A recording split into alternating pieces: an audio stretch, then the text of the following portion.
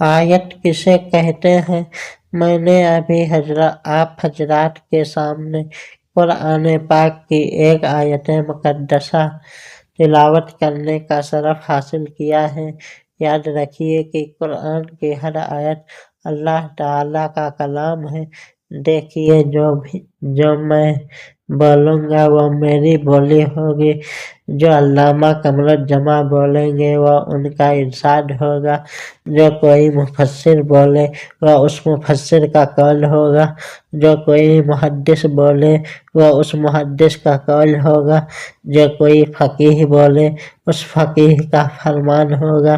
جو کوئی مفتی بولے وہ اس مفتی کا فرمان ہوگا۔ آپ جو کہیں گے وہ آپ کا کہنا ہے، میں جو کہوں گا وہ میرا کہنا ہے،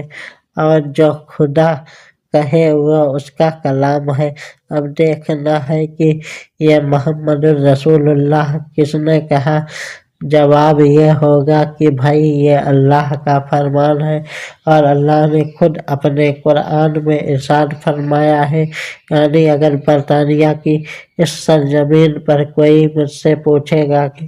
محمد الرسول اللہ کیا ہے، تو میں کہوں گا کہ محمد الرسول اللہ اللہ کے رسول ہے،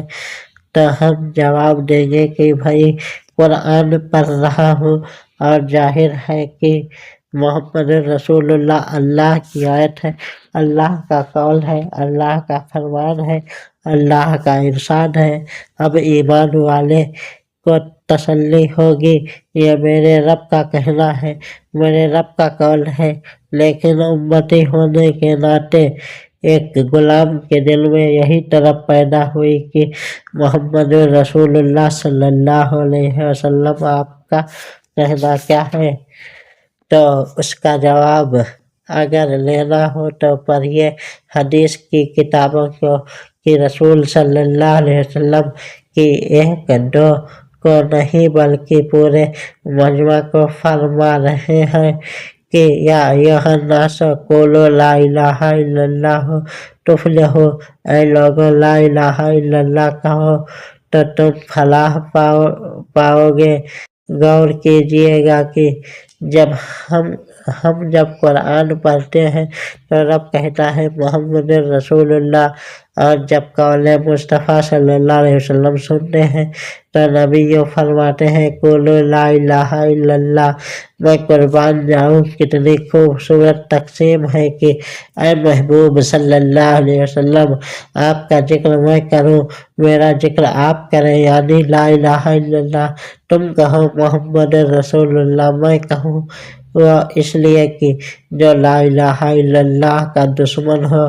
وہ تیرے کہے کا دشمن ہو، جو محمد رسول اللہ کا دشمن ہو وہ میرے کہے کا دشمن ہو۔ اور اب جن لوگوں نے لا الہ الا اللہ کہا ہے گویا وہ رسول اللہ صلی اللہ علیہ وسلم کو ایک سنت پر عمل کر رہے ہیں، اور جو بار بار کئی بار ہزارہ بار محمد رسول اللہ کہہ رہے ہیں تو یا وہ سنت کبریا پر نظر رکھتے ہیں